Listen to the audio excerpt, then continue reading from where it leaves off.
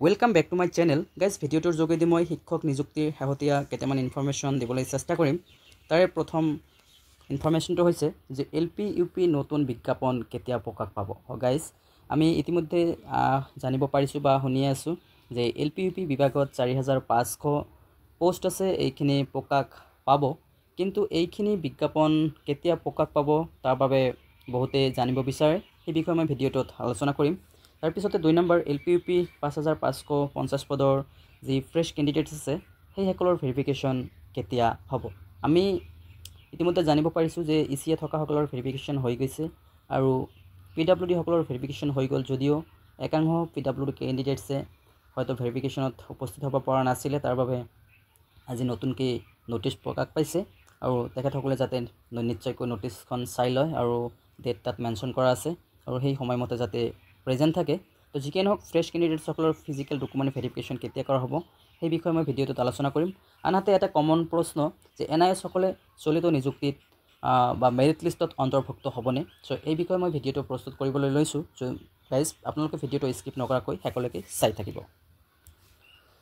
ফ্ৰেণ্ডসকল, প্ৰথমতে মই LP UP নতুন বিজ্ঞাপন কেতিয়া প্ৰকাশ পাব সেই বিষয়ে আলোচনা কৰিম।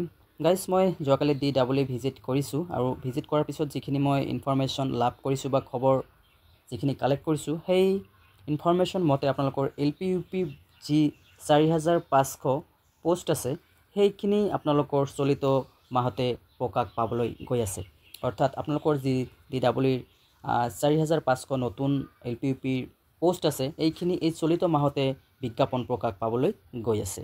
আমি খবৰ যিখিনি লাভ কৰিছোঁ সেই খবৰৰ ভিত্তিত আমি আপোনালোকক ভিডিঅ'টো প্ৰস্তুত কৰি আছোঁ আৰু এইমতে আমি জানিব পাৰিছোঁ যে আপোনালোকৰ এই চলিত মাহতে আপোনালোকৰ এলপি ইউপিৰ নতুন বিজ্ঞাপন প্ৰকাশ পাবলৈ গৈ আছে। আনহাতে এলপি ইউপি যি 5550 পোষ্ট আছে তাৰ ফ্ৰেছ কেণ্ডিডেটসকলৰ ফিজিকেল ডকুমেণ্ট ভেৰিফিকেশ্যন কেতিয়া হ'ব। এই প্ৰশ্নৰ উত্তৰত আমি জানিব পাৰিছোঁ যে তেখেতসকলৰ যি ভেৰিফিকেশ্যন সেই ভেৰিফিকেশ্যন জানুৱাৰী মাহটো কনফাৰ্ম।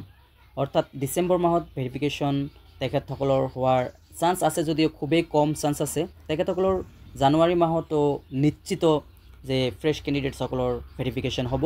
আনহাতে একাংশই ক'ব পাৰে যে যিহেতু জানুৱাৰী মাহত মডেল কোড অফ কণ্ডাক্ট থাকিব পাৰে ইলেকশ্যনৰ।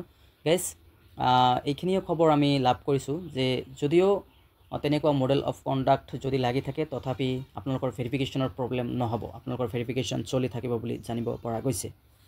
তাৰপিছতে NIS সকলে চলিত নিযুক্তিত বা মেৰিট লিষ্টত অন্তৰ্ভুক্ত হ'বনে। গাইজ এই প্ৰশ্নৰ উত্তৰত জানিব পাৰিছোঁ যে যিহেতু সুপ্ৰিম কোৰ্টৰ ফালৰ পৰা ভাৰ্বেলি কৈছে, যিহেতু অৰ্ডাৰ কপি অহা নাই, চ' অৰ্ডাৰ কপি নহালৈকে তেখেতসকলে কোনো ধৰণৰ ক'ব নোৱাৰে যে NIS সকলে এই চলিত নিযুক্তিত অন্তৰ্ভুক্ত হ'ব বা নহ'ব।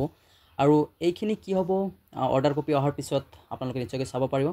চ' অৰ্ডাৰ কপি নহালৈকে বা তেনেকুৱা ধৰণৰ তেখেতসকলে ক'ব নোৱাৰে যে ফাইনেলি NIS সকলে এই চলিত নিযুক্তিত মেৰিট লিষ্টত অন্তৰ্ভুক্ত নহয় বা ফাইনেলি তেখেতসকলে অন্তৰ্ভুক্ত হ'ব। চ' তেখেতসকলে নিশ্চিতভাৱে ক'ব নোৱাৰে আৰু পৰৱৰ্তী সময়ত কি হয় সেয়া লক্ষণীয় হ'ব, যিহেতু অৰ্ডাৰ কপি অহা নাই আৰু পৰৱৰ্তী সময়ত কি হয় আপোনালোকে নিশ্চয়কৈ চাব পাৰিব। ফ্ৰেণ্ডসকল, এইখিনি আছিলে আজিৰ ভিডিঅ'টোৰ বিষয়বস্তু। যদি ভাল পাইছে লাইক কৰিব আৰু পাৰিলে চেনেলটো ছাবস্ক্ৰাইব কৰিবলৈ নাপাহৰিব।